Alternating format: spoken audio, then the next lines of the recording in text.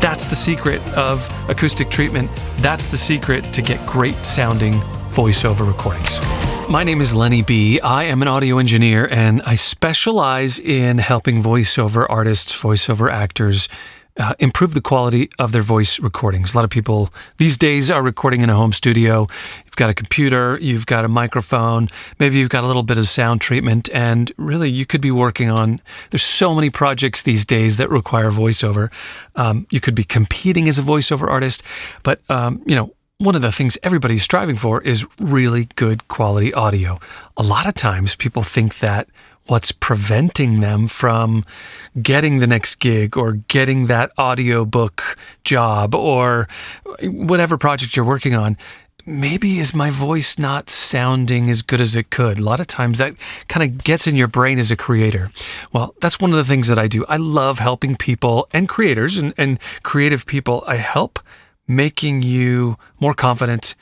I love helping you make a better connection with your audience, and a big part of that is being confident and loving the sound of your recorded voice. If you're the type of person that's doing animation, or you're doing video game voiceover or audiobooks or narration, maybe you could be just marketing your own products online and you need to create content. Everybody's creating content.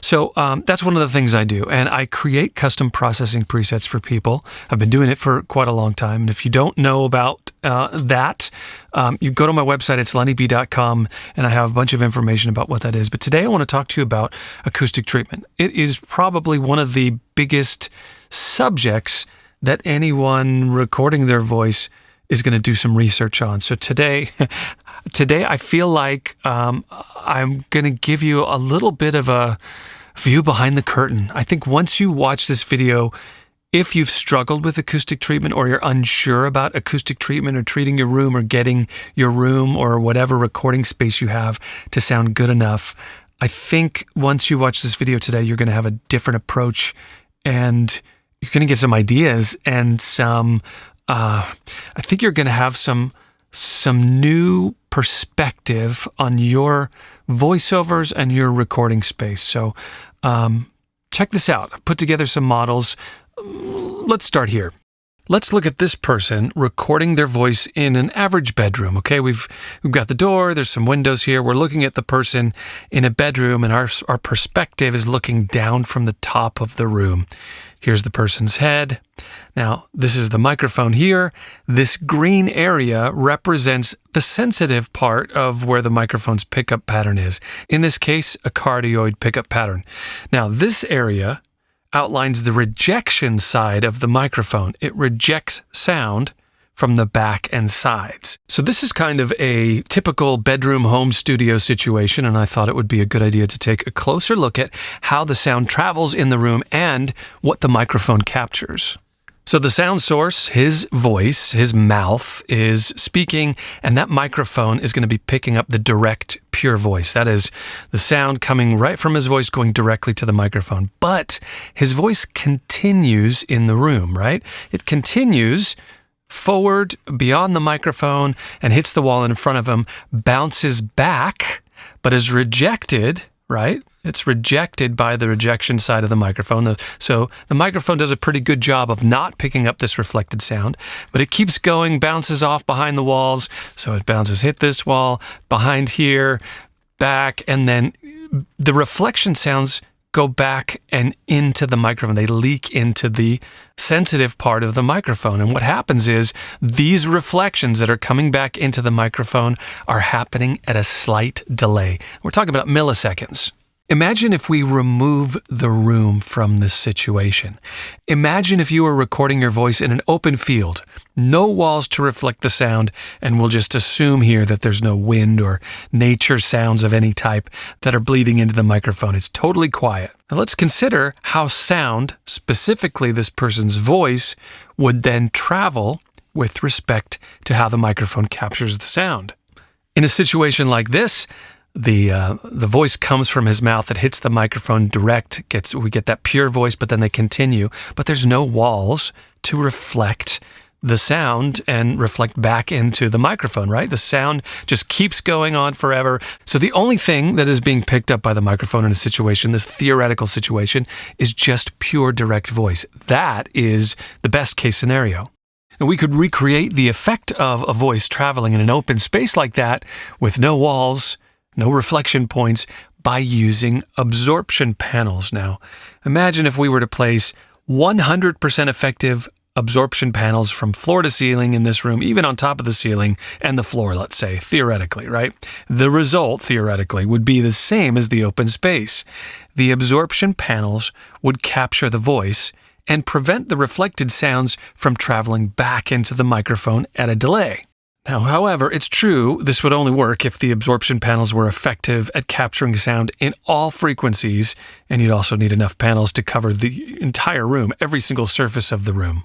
The type of material that you use to treat your voice recording studio matters. It's really important. The key to a great sounding voice recording is to allow your microphone to capture more direct voice and less reflection sounds. Now, if we use things like sound blankets or moving blankets or foam panels to absorb sound, it's usually kind of half of the solution in lots of situations. Usually these types of materials absorb high frequencies, but they're much less effective at absorbing low, mid, low, and ultra low frequencies. So they can dampen the room. They can absorb some sound, but not the lower frequencies. They don't do a great job absorbing and preventing those low frequencies from reflecting back into the microphone. Now, there are panels made from material that effectively absorb all voice frequencies and stop those sounds from reflecting off of surfaces in your recording space. The industry standard sound absorption material used in professional studios to absorb reflection sounds and pressure waves is mineral wool. It's also known as rock wool or stone wool. And there's brands like rock wool Safe and Sound or Owens Corning 703 and 705. These are industry standards for studios all around the world that are being widely used. It's rigid fiberglass or mineral wool panels. They're typically 2 to 4 or maybe 5 or 6 inches thick. They're highly effective at absorbing broad range frequencies. Now, this includes mid, and low frequencies, which are the low resonant, low frequency tones that could be in a voice. And they're effective because of their dense, porous structure. Now, when you hear people talk about professional sound panels, this is what they mean. Usually it's this level, thick panels made of this type of material. I want to illustrate something here for you. I'm on geekacoustics.com.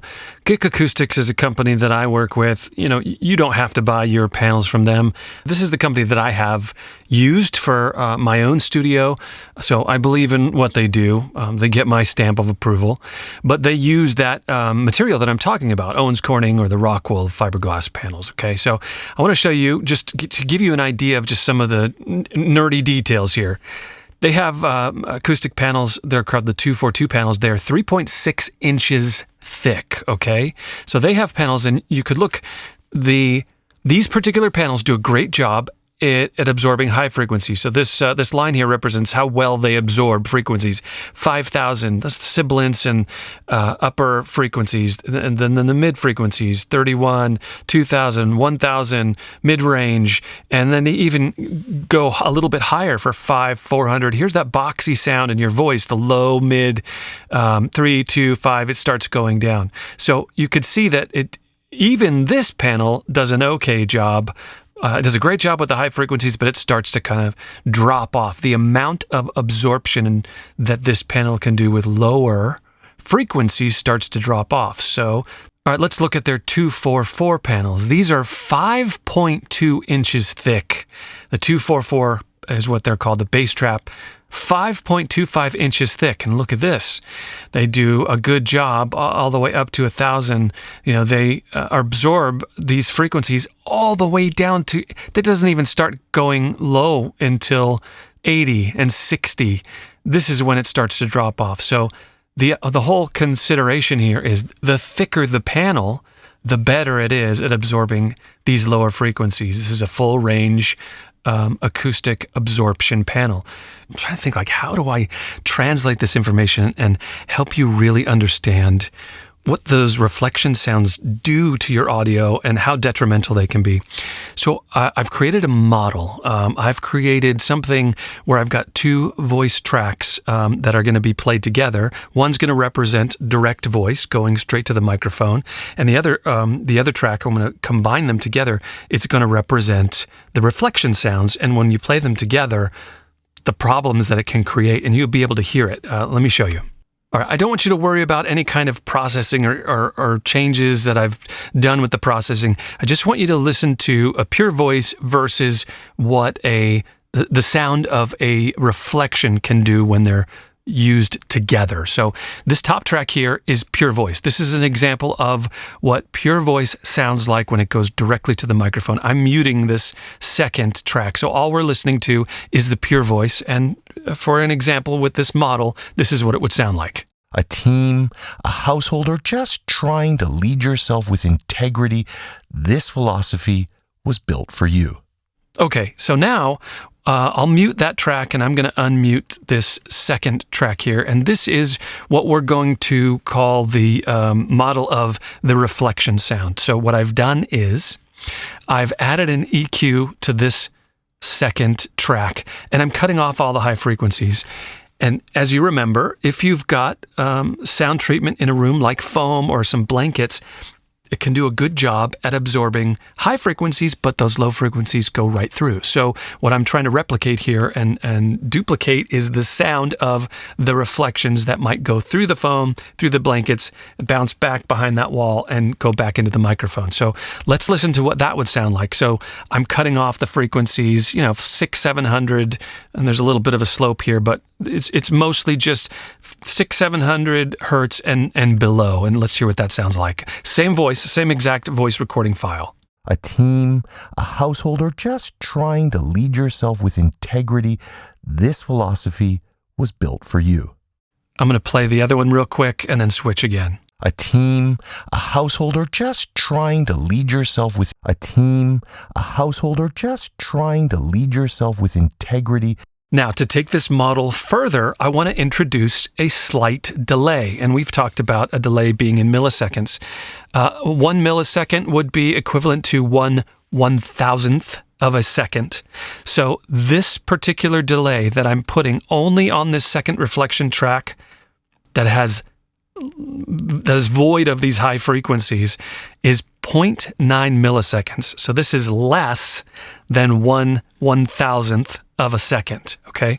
So what I want, now if I were to play just this reflection track by itself, if we only play this bottom track, you're not going to hear the delay. But when I introduce this second reflection modeled track, in addition to the direct pure voice, we're going to hear a difference here. So I'm going to play just the direct voice first, and then I'm going to play it immediately again. I'll replay it again with the addition of this delayed reflection modeled track. A team, a household, or just trying to lead yourself with integrity, this philosophy was built for you. A team, a household, or just trying to lead yourself with integrity. A team, a household, or just trying to lead yourself with integrity.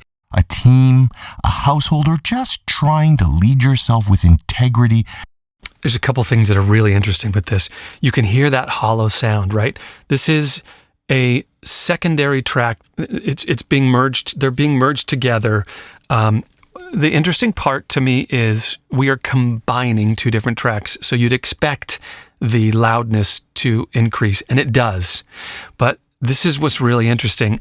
So you heard that boxy kind of a tubey kind of a sound because it's creating a flange kind of effect. Some frequencies and some frequency spaces are being canceled out. Some are being doubled and amplified, and it gives us this problem. It's a phase problem. So let me show you, if you look at these combined tracks, they both originally peaked at -6, but when you combine them, the amplitude of two tracks together actually increases to negative 2.3. That's the peak. So I'm going to now shut this delay off, and I'm going to, this gets really nerdy. I'm being a total dork right here, nerd and science-y. So if you don't understand this, or if this is kind of going too far, too deep, don't worry. But, follow along. It's really the concept. Now, so I change it. The first millisecond delay was 0.9 seconds. Now I'm expanding the delay. I'm making the delay a little bit longer. It's not that much. I'm going from 0.9 milliseconds to 3.8 milliseconds. So we're just making the delay a little bit longer. And the equivalent in a real world situation would be maybe a bigger room, right? A delay sound or a reflection sound that would take a little bit longer to get back into the microphone might be equivalent to being in a larger room, that those reflection sounds would actually take a few more milliseconds before they got back to the room or back to the microphone. So, but the really interesting nerdy part about this is watch what happens to the combined loudness of this file as well. I'm going to do the same thing. We're going to start with the just the pure track, and then I'll add this delayed track, void the high frequencies, now with a 3.8 millisecond delay, and hear what the difference is.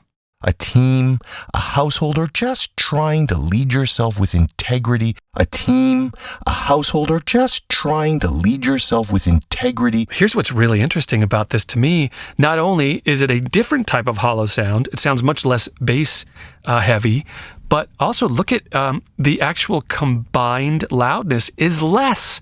It's 0.1 dB, but mathematically it's less when I put two tracks together. So it further illustrates with this model. It shows you that it actually is canceling out some low frequency spaces. Now, my hope here is that you have a realization like, oh, I see what may be happening. Now, maybe when you listen to some of the raw recordings in your own room, are you hearing some of that phase? Are you hearing, now you kind of know what maybe to listen for. Are you hearing that? Do you need to adjust your configuration? Is there something that you can do to improve that ratio? More pure voice, less reflection sounds being picked up by the microphone. Now, most people don't have the budget to treat an entire room with professional acoustic panels, and the truth is that removing 100% of the reflections, it's not really necessary. Remember, we are looking for the best ratio possible, pure voice to reflection sound ratio. I want you to meet my buddy Albert Lee. He's a voice actor, and he came to me because he needed some help improving the quality of his voice recordings, and he had this exact reflection issue going on. He didn't know it when he first came to me. He didn't realize that was the issue.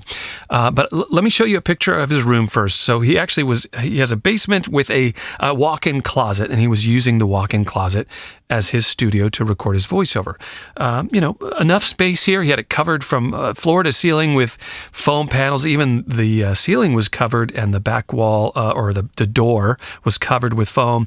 He would record with the door closed, but he couldn't figure out why it wasn't sounding the way that he wanted it to. So I want you to hear what that raw recording in that room sounds like. But before we do that, I thought I want to walk through the illustration and kind of give you a graphic representation of how the sound is traveling in that little recording space that he has, and how those reflection sounds are getting back into the microphone.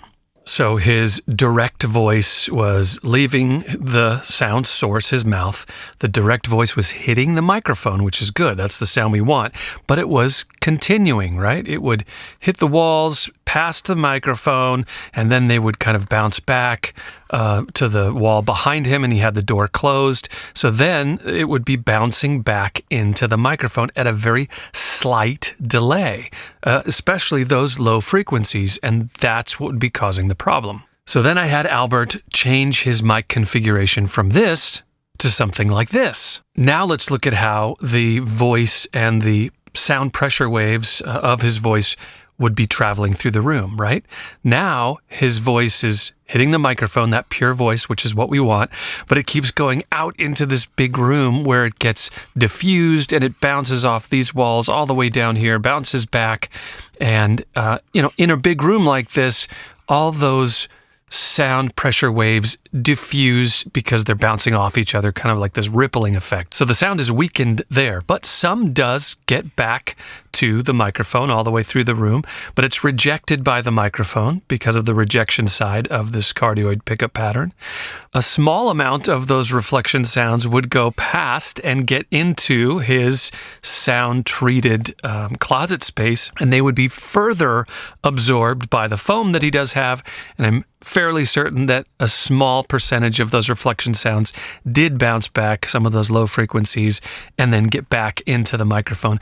But that ratio was much, much smaller, and it was measurable in the test that we did. Now, the cool thing here is we didn't have to buy any additional sound treatment or acoustic panels or anything. All we did was reposition his room, understanding how the sound travels with the setup that he already had. And we kind of, we modified the configuration to optimize that ratio, the direct pure voice versus how much reflection sounds that he's getting. So here's what I want to do. I'm going to play for you two files now. The original file that I got from Albert, where he was recording inside his closet booth with the door closed. And then I'm going to follow that with the new configuration, door open. He's speaking out into the room. It's a different raw file. They're both raw, but I want you to hear just what that reconfiguration has done and what difference that made in the raw file capture. The reason I've chosen to come to you, Lenny, is twofold. One, because I recently saw your YouTube video called Applying a Professional Voiceover Processing Chain. Give leaders a clear, adaptable matrix for assessing any situation and leading through it in a way that reflects their values. In the first file, I noticed it kind of had like this hollowy, kind of boxy sound where I can tell that those reflection sounds were conflicting with the pure voice. And then in the second example, to me, it had more of a warm feel to it. It was more full, and it definitely didn't have as much of that hollow, boxy sound to it. Now, was it perfect? No. Were there some sounds, reflection sounds still getting into the microphone? Probably very little, but the ratio is much better, and that's the point, right? And go back and listen to that again. Listen, point your ears to listening to that boxiness, that hollow, a dropout, either an amplification or a dropout of certain low to mid or very low frequencies. The ratio is better in the second file, right? You have more pure voice and less reflection sounds, and that's what gives it the improvement. And I will say this, that when you have a more balanced sound, a raw recording, it's gonna process much better. It'll take less EQ, it'll take less restoration like de-reverb effects, it'll take less EQ to balance it, and then you can focus your processing to sweeten and optimize instead of trying to fix. Plugins do an okay job fixing, they do a great job of optimizing, and no plugin, no microphone, no equipment is going to sound better on a poor recording than a really well-captured recording with no reflections. That's the secret of acoustic treatment. That's the secret to get great sounding voiceover recordings. Now, I feel like one of the most striking things to compare is the original raw file where he was recording in his closet with the door closed and having that reflection problem. I want to play that back to back to the new processed file. So, I mean, you could really hear how far we've come from the original unprocessed file in the room with the reflection problem all the way to the new configuration, less reflections and processed. And you can hear now what Albert is working with. Hello there, Lenny. My name is Albert Lee, and I'm based out of Mississauga, Ontario, Canada. Leadership is a privilege, but it's also pressure. There will be days where it feels too heavy. The microphone I use to record the audio you're hearing now is from a Rode NT1. That's normal. That's human. And that's exactly why Servant Command exists. It's definitely an improvement, and I want you to know that you can do just like Albert did and send me an example of your audio, and I want to help you. Go to my website, it's lennyb.com. If you send me a sample of your raw recording in your room with your microphone and your sound treatment, your configuration, I will examine it. I'll give you some tips or pointers if we can improve the raw recording. But if it's up to par, I will send you a free example of what my custom processing sounds like on your voice.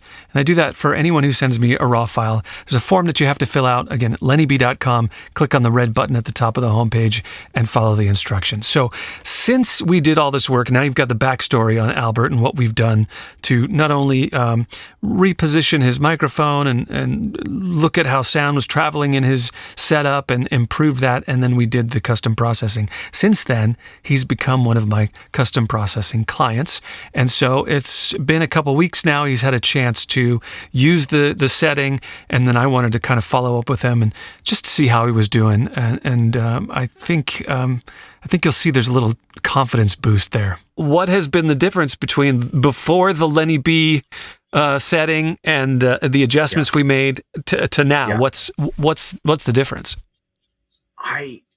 The word that constantly comes back to me, and I don't know if it's the right word, so forgive me, and I'm happy to talk it through, but I want to say is a spatiality. Like there's a spaciousness that you've helped give my sound. And the way I describe it to my friends is I felt like for 2 years, all of my recordings, and we're talking like finalized, finished to the end, sounded like I was talking through a tin can. Like it was just, or, a toilet paper roll. Like you're just speaking through a tube. It was very narrow. That's why I get the spaciousness. You know, when you always have in the back of your mind a sense of how you should sound, but you just couldn't get it there. And then someone does it and you go, I found it. This is it. This is what I was looking for. That's what happened here. That's, I believe. And luckily, because I'm assuming your expertise will at least steer me, not just simply based on what I'm telling you I want to sound like, but what maybe is, and I told you that my request was a professional sound. And as I said to you most recently, that one of the authors who approached me cold and said, hey, I'd love to hear you read for my book. And I read it, and her comment back to me was, again, the 2 words, it was very professional. And that's, I had the biggest grin on my face because that's what I was going for. I just want a fighting chance. I don't want something that's going to make me nail every job on the face of this earth, but I want to know that what I'm reading and what I feel good with and what I want to get across is being done in the best way possible. Albert, you're a communicator. And just hearing you speak, and you're eloquent, and you also, just your tempo and your cadence and everything. You are good at this. I'm just allowing the sound to match your ability.